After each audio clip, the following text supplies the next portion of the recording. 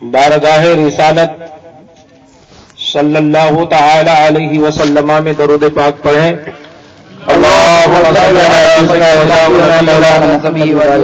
मौलाना मुहम्मदिन मादनिल जुद वल करम व आलिहि व अस्हाबिहि व बारिक वसल्लम सल्लु अलैहि सलातो व सलाम अलैका या हबीबी या सय्यदी या रसूल अल्लाह अलैकस सलाम या हबीब अल्लाह अल्फ अल्फ मर्रा फी कुल्लि लम्हा। मोहतरम हजरात, नकीब जलसा से आप हजरात ने बहुत कुछ सुना और बहुत कुछ सुनना बाकी है।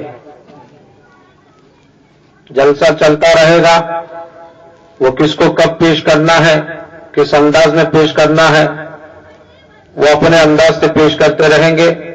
जब जब आएंगे थोड़ी सी तकरीर आपको सुननी होगी, उसमें वो अपना पूरा वक्त इंशाअल्लाह ऐसे ऐसे अनमोल हीरे आपके सामने पेश करेंगे कि जो एक मुकर्रिर 1 घंटा बोलकर न बोले।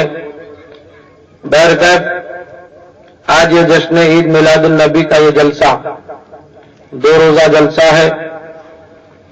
आपको आज भी सुनना है, कल भी आपको आना है।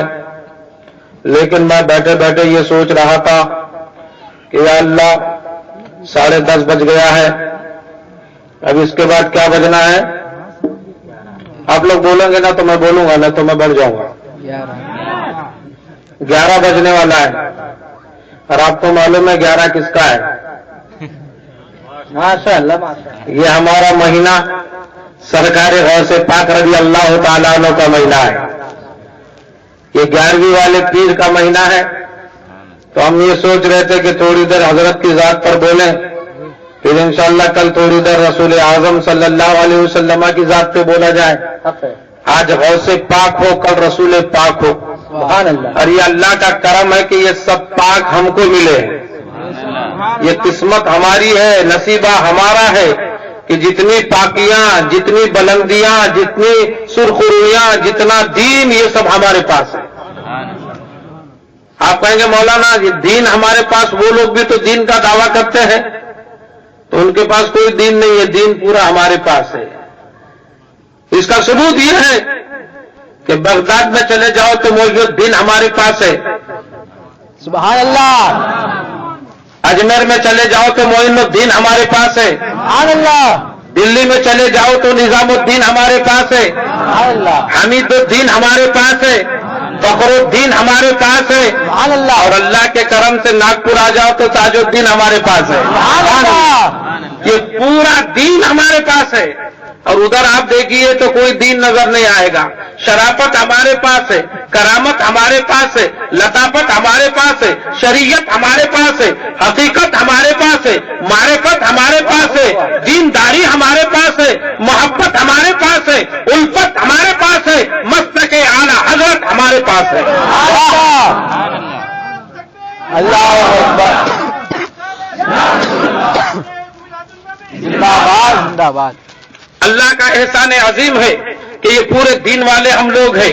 ये अल्लाह का करम है कि अल्लाह ने मुस्तफा की उम्मत में हमें पैदा फरमाया और ऐसा बेमिसल बेमिसाल नबी हमें अता किया कि उस बेमिसल बेमिसाल नबी की निस्बत होती है हमारे तरफ, तो हमारी भी किस्मत का सितारा बुलंदी पर है कि हमको भी रब्बे कायनात ने रसूल पाक के सदके में बेमिसल बेमिसाल बनाया है, बेहतरीन उम्मत के खिताब से नवाजा है। अल्लाह इरशाद फरमाता है तुम खैरा उम्मा, तुम बेहतरीन उम्मत हो। अरे नाज करो जितना नाज करना है, रसूल बावकार की जात पर नाज करो कि अल्लाह ने रसूल आजम को तमाम नबियों के बाद भेजा है। लेकिन हमारी किस्मत पर हम नाज करें कि हम उम्मत भी बनकर आए हैं तो आखिर में आए हैं, लेकिन ये नाज कर नारे तकबीर, नारे रिसालत, ये सदरे जलसा हज़रत अल्लामा मुफ्ती मंसूर साकुल्ला, नारे तकबीर, नारे रिसालत, उलमाए अहले सुन्नत। तशरीफ रखा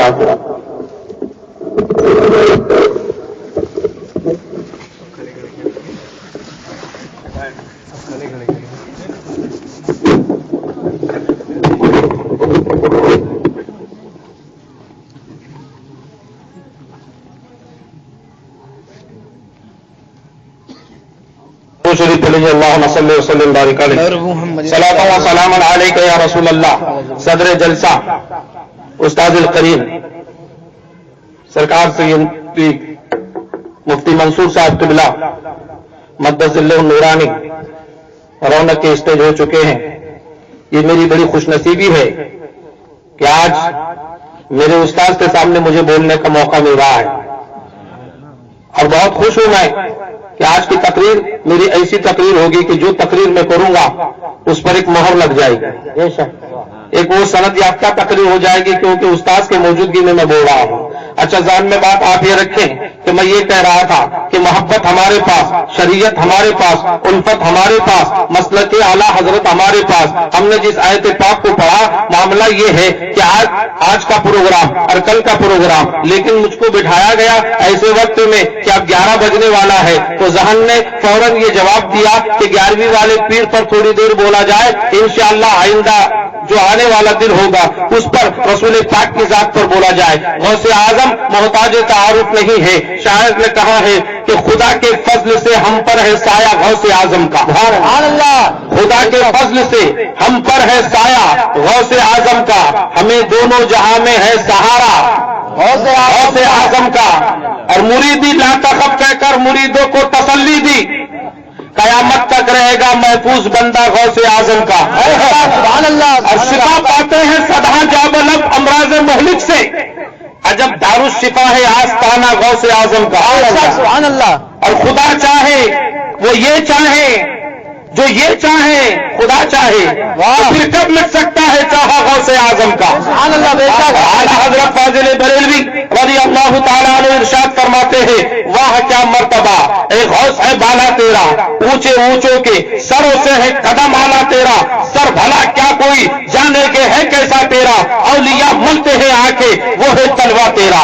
غوث اعظم رضی اللہ تعالیٰ عنہ کہ ہم لوگ 11ویں مناتے ہیں, لیکن کوئی اعتراض یہ کرتا ہے کہ یہ 11ویں کا ثبوت کہاں ہے, آپ لوگ 11ویں مناتے ہیں, ہم کو تو ثبوت چاہیے, ثبوت ہوگا تو ہم بھی منانا شروع کریں گے, لیکن وہ کبھی نہیں منا سکتا ہے. اگر آپ نے ثبوت پیش کر دیا تو وہ اس کو ضعیف بتائے گا, وہ اس کو موضوع حدیث بتائے گا. لیکن ایک صاحب نے تو یہ کہا کہ ہم مانتے ہیں اس وقت 11ویں کے بارے میں کہ جب آپ قرآن کی آیت سے ہمیں ثابت کر دیں. اور پھر یہ اعتراض بھی ہوتا ہے کہ یہ اس طرح سے محفلیں منعقد کی جاتی ہے, جلسوں کا اہتمام کیا جاتا ہے, رات رات بھر لوگوں کو جگایا جاتا ہے, لوگ فجر میں نہیں اٹھتے ہیں, یہ پیسہ خرچہ کیا جاتا ہے, اس کا کیا فائدہ ہے؟ تو میں آپ کو بتاؤں دیکھو جلسہ کرنے کا فائدہ کیا ہے, جلسہ کرنے کا ہم کو ثمرہ کیا ملتا ہے. یہ بزرگان دین کی ہم یاد بناتے ہیں, کبھی رسول پاک کی یاد بناتے ہیں, کبھی خواجہ پاک کی یاد بناتے ہیں, کبھی غوث پاک کی یاد بناتے ہیں. ارے یہ یاد بنانا فضول نہیں ہے, بلکہ یہ یاد بنانا ہمارے لیے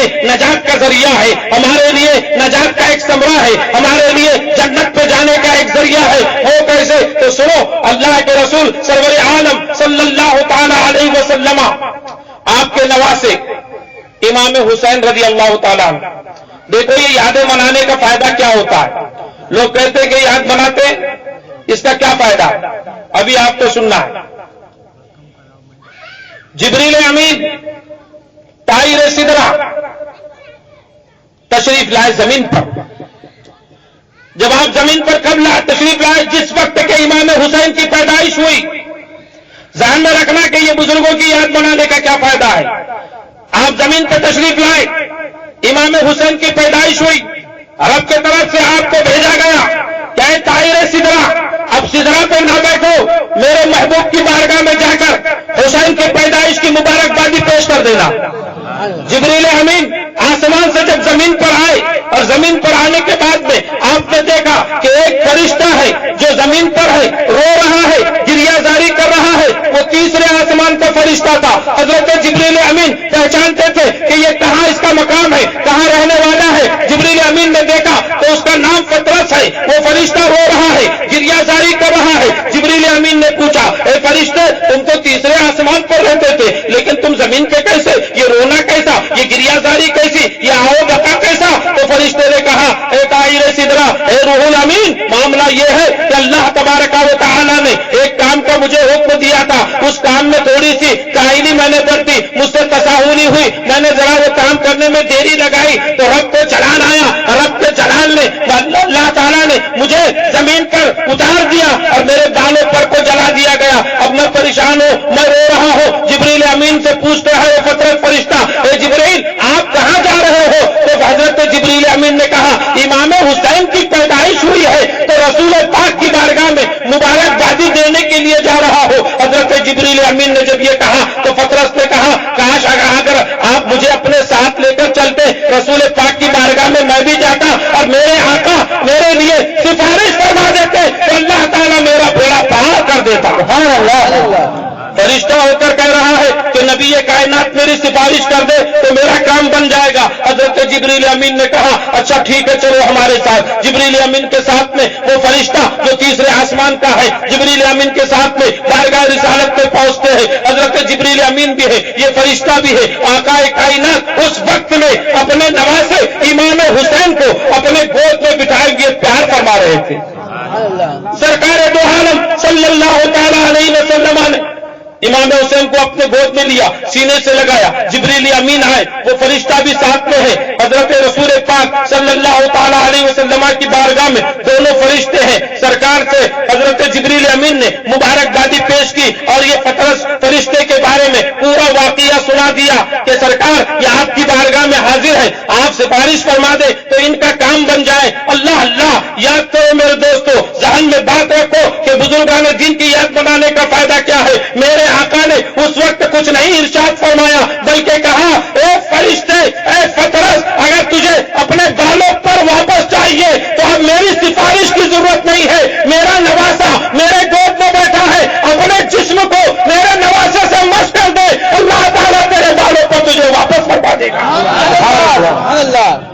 جبریل امین بارگاہ رسالت میں ہے، سرکار نے جب کہا تو فطرت فرشتہ آگے بڑھا، آگے بڑھنے کے بعد میں اپنے جسم کو امام حسین کے جسم سے مس کیا۔ مس کرنا تھا کہ اللہ تعالیٰ نے بال بھی عطا کر دیے، پیر بھی عطا کر دیے، فرشتہ اپنے تیسرے منزل پر پہنچ گیا۔ لیکن اس کے بعد ہوا کیا کہ جب امام حسین رضی اللہ تعالیٰ عنہ کربلا کی دھرتی پر 10 محرم الحرام کو شہید کر دیے گئے، جب اس فطرت فرشتے کو معلوم ہوا کہ نواز رسول کربلا کی دھرتی پر شہید کر دیے گئے تو رب کی بارگاہ میں فطرت فرشتے نے عرض کیا اے مولا، مجھے معلوم نہیں تھا کہ امام حسین وہاں پر پریشان کیے گئے ہیں، لوگوں نے انہیں ستایا ہے، ان پر ظلم ڈھایا گیا ہے۔ اے اللہ، اگر مجھے معلوم ہوتا تو میرے تابع 70,000 فرشتے ہیں، میں ان فرشتوں کو لے جاتا اور امام حسین کے دشمنوں سے مقابلہ کرتا، لیکن مولا مجھے معلوم نہیں، یہ معاملہ ہو گیا ہے۔ رب کائنات نے فرمایا اے فطرت، پریشان ہونے کی ضرورت نہیں، تجھے اس وقت معلوم نہیں تھا تو نہ معلوم تھا، اب 70,000 فرشتے لے کر امام حسین کے مزار پاک پر جانا اور امام حسین کے جو یاد بناتا ہے قیامت تک کہ ان کے لیے جو ہے مغفرت کرتے رہنا۔ نعرہ تکبیر، نعرہ رسالت، انما ولیکم اللہ ورسولہ والذین آمنوا، اللہ تمہارا مددگار، اس کے رسول تمہارے مددگار، اور وہ لوگ جو ایمان لائے وہ آپس میں ایک دوسرے کے مددگار۔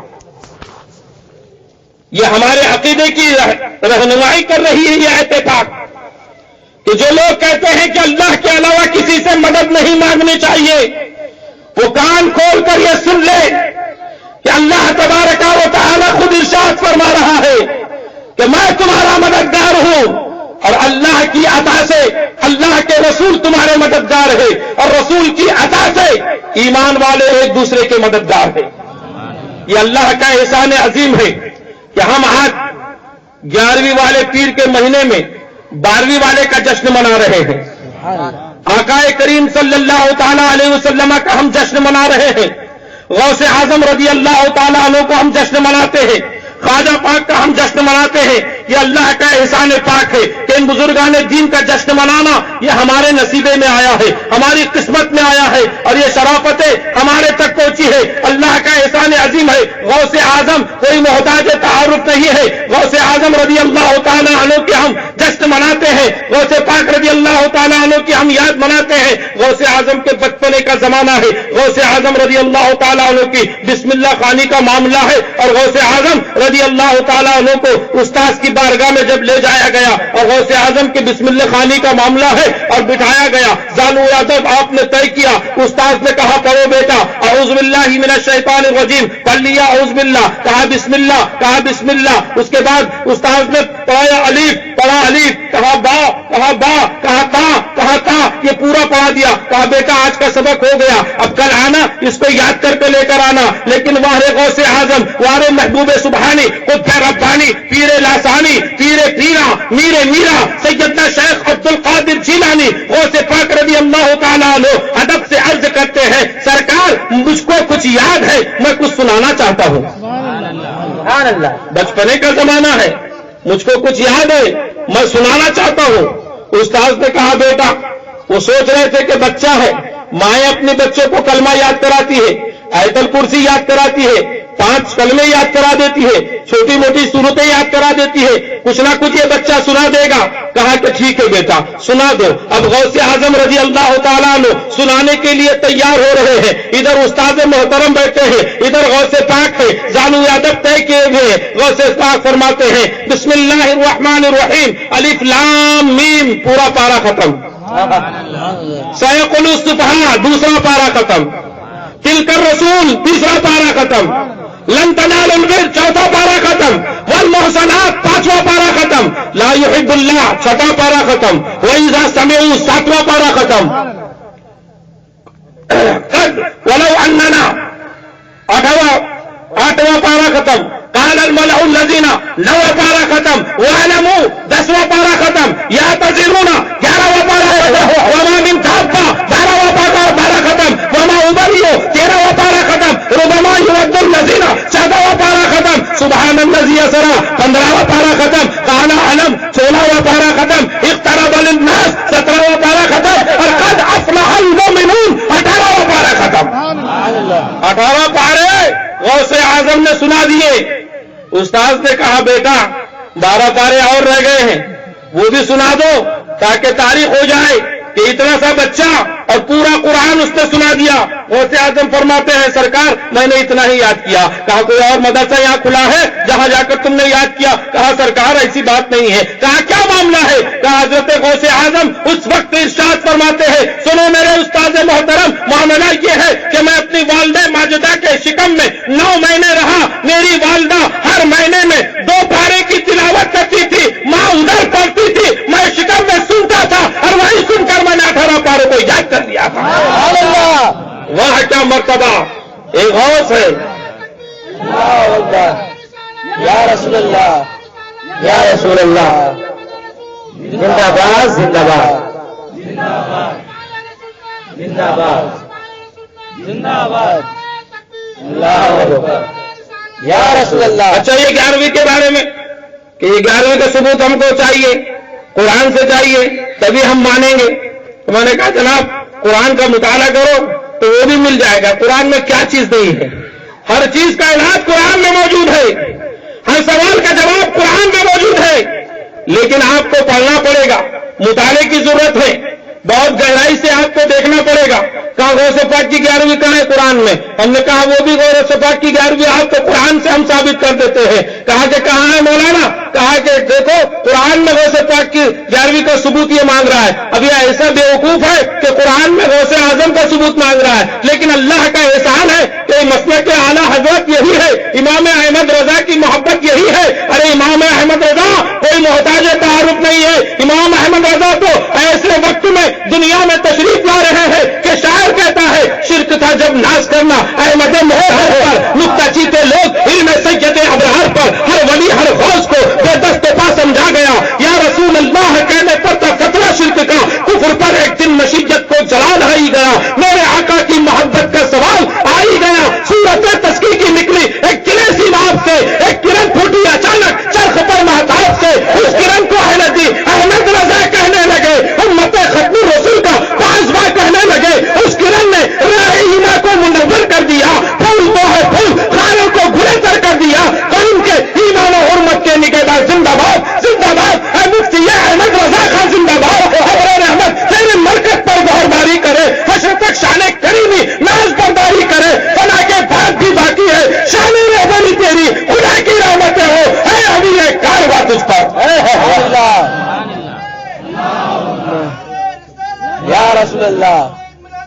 زندہ باد زندہ باد زندہ باد.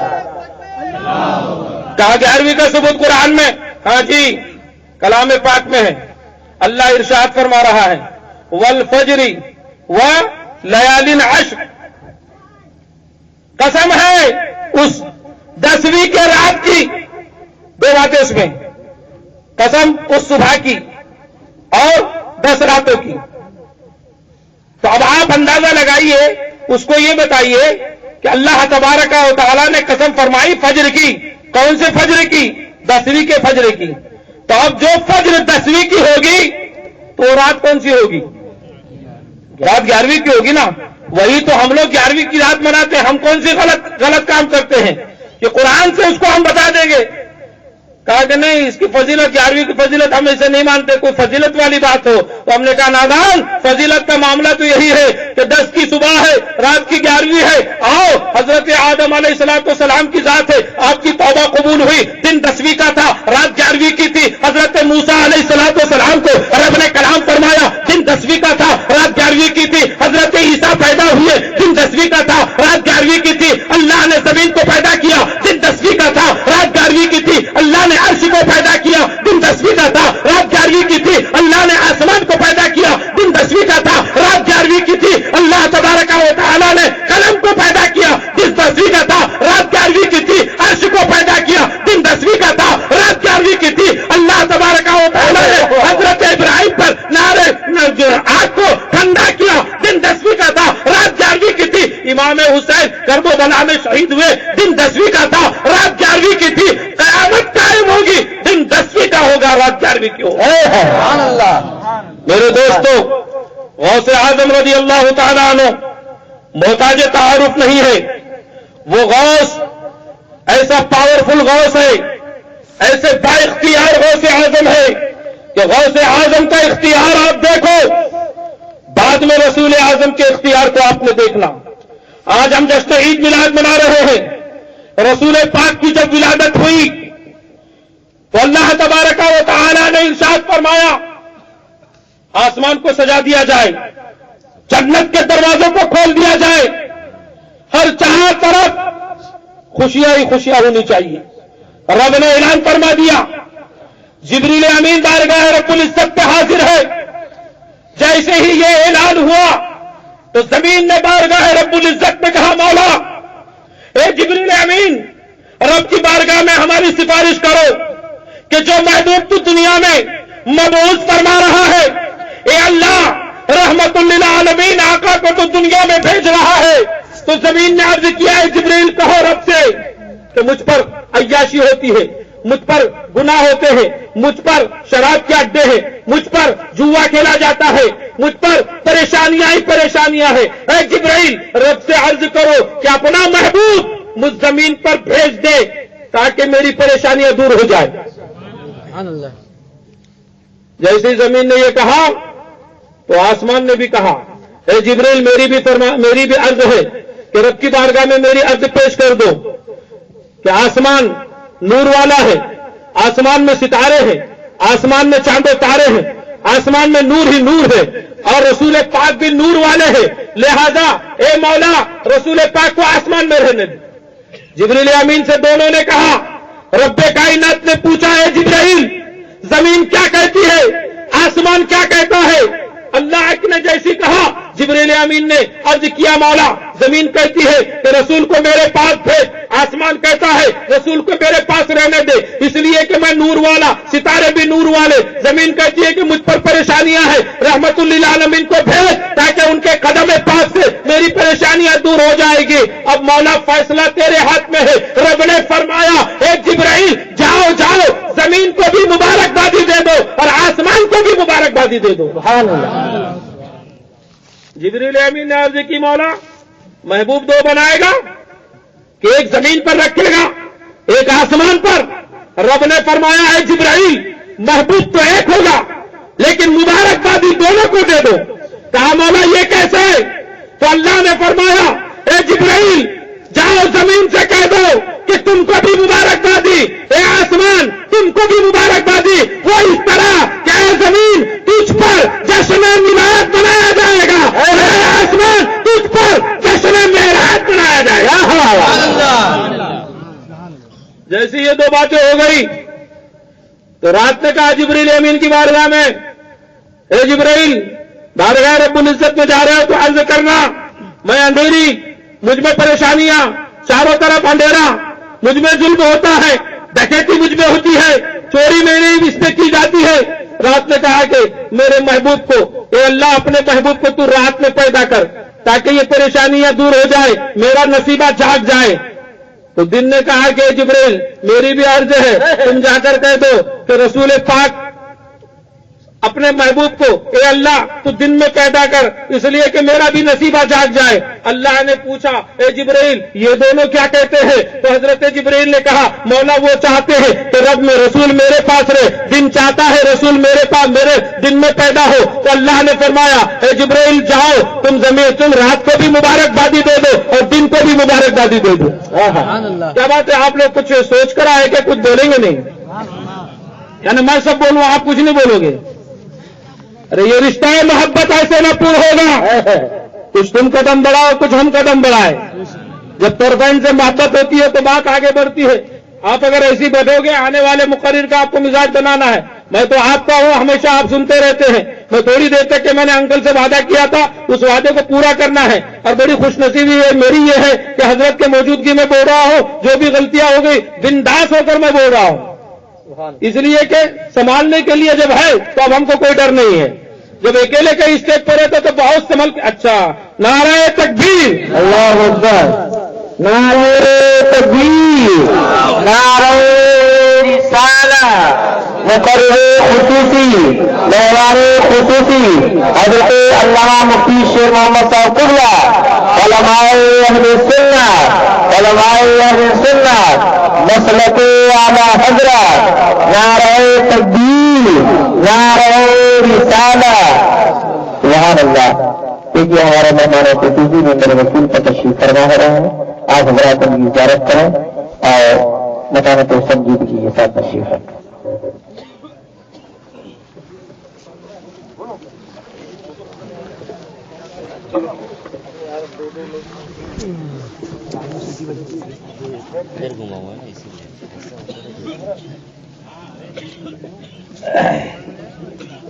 درود پاک پر اللہم صلی وسلم بارک علیہ، صلاۃ و سلام علیک یا رسول اللہ، علیک السلام یا حبیب اللہ، الفاظ مرہ فی کل لمحہ۔ رات نے کہا دن نے کہا، عرض کر رہے جبریل امین بارگاہ رب العزت میں، اے مولا یہ بھی تو وہی کہہ رہی ہے جو دن نے کہا، جو آسمان نے کہا تھا، جو زمین نے کہا تھا، رات بھی کہہ رہی ہے میرے پاس، دن بھی کہہ رہا ہے میرے پاس۔ مولا کیا معاملہ، فیصلہ تیرے ہاتھ میں ہے۔ رب کائنات نے فرمایا اے جبرائیل جاؤ رات کو بھی مبارکبادی دے دو اور دن کو بھی مبارکبادی دے دو۔ کہا مولا محبوب تو ہوگے، کہا نہیں محبوب تو ایک ہوگا، لیکن معاملہ یہ ہے کہ رات کو بھی مبارکبادی دن کو بھی مبارکبادی، کہ میں اپنا محبوب ایسے وقت میں دنیا میں پیدا کروں گا کہ رات جا رہی ہوگی دن آ رہا ہوگا۔ میرے دوستو بس معاملہ یہی ختم کر دوں، لیکن ایک بات درود پاک پڑھے اللہم صلی وسلم صلاۃ و سلام علیک یا حبیبی یا سیدنا رسول اللہ۔ غوث پاک رضی اللہ تعالیٰ عنہ کی ذات پاک پر میں نے شروع کیا تھا، ایک کرامت حضرت کی بتاؤ، اختیار سرکار کا بتاؤ، اور اس کے بعد میں رخصت ہو رہا ہوں۔ یہ ظالم کہتا ہے کہ نبی کو کوئی اختیار نہیں ہے، اللہ تعالیٰ نے نبی کو کوئی اختیار نہیں دیا ہے۔ اب پہلے غوث اعظم کے اختیار کو دیکھ، اس کے بعد نبی یہ پاک کے اختیار کو دیکھنا۔ ہم رسول پاک کی طرف نسبت کرتے ہوئے یہ شعر کہتے ہیں کہ جب ان کے گدا بھر دیتے ہیں زمانے کی جھولی، اب ہم نسبت ادھر کر رہے ہیں اپنی طرف نہیں۔ جب محتاج کا جب یہ عالم ہے، مختار کا عالم کیا ہوگا؟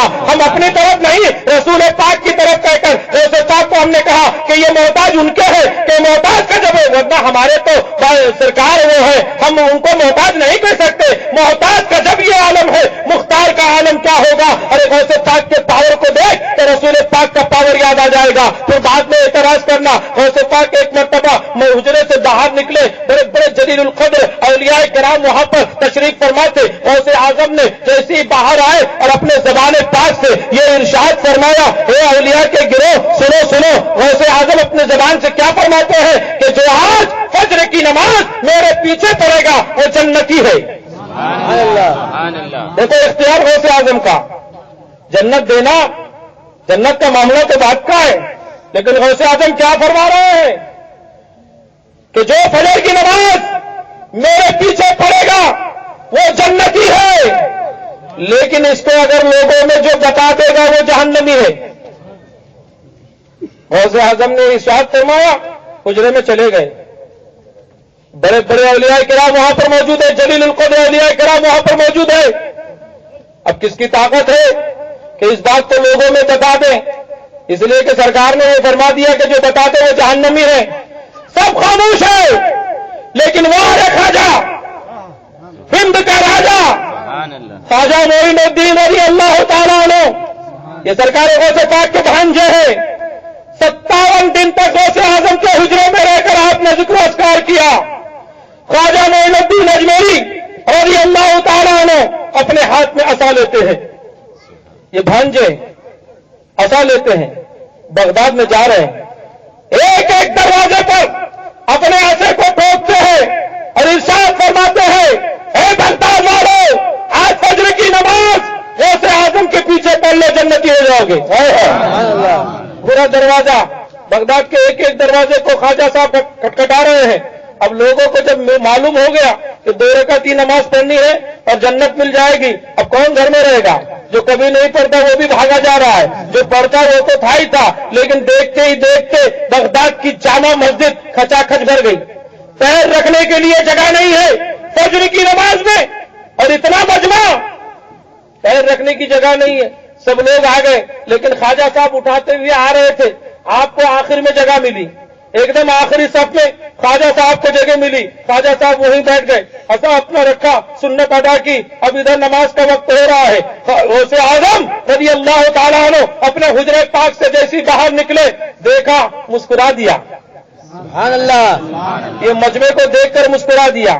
ان کا مسکرانا گویا کہ شاعر کہتا ہے، دلوں کی بات نگاہوں کے درمیان پہنچی، کہاں چراغ ذرا روشنی کہاں پہنچی۔ غوث اعظم کو بتایا نہیں، لیکن سمجھ گئے کہ کیا معاملہ ہے۔ غوث اعظم آئے، مسلح امامت پر آ گئے، آپ نے اللہ اکبر کہا اور فجر کی نماز شروع ہو گئی، جماعت کھڑی ہو گئی، حضرت نے 2 رکعت نماز پڑھائی، سلام پھیرا، اور اس کے بعد میں جب دعا ہو گئی، غوث اعظم رضی اللہ تعالیٰ عنہ کھڑے ہو گئے اور پوچھتے ہیں، کون ہے جس نے پورے بغداد کو جمع کر دیا؟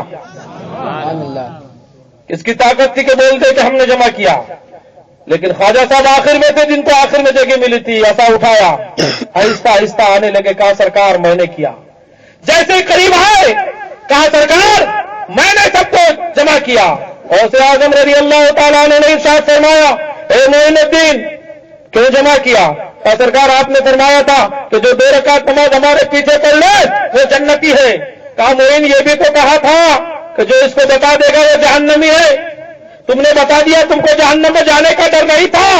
خواجہ معین الدین اجمیری اس وقت جواب دیتے ہیں کہ اے میرے سرکار، اگر ایک معین الدین کے جہنم میں جانے سے پورا بغداد جنت میں جاتا ہے تو معین الدین کو جہنم میں جانا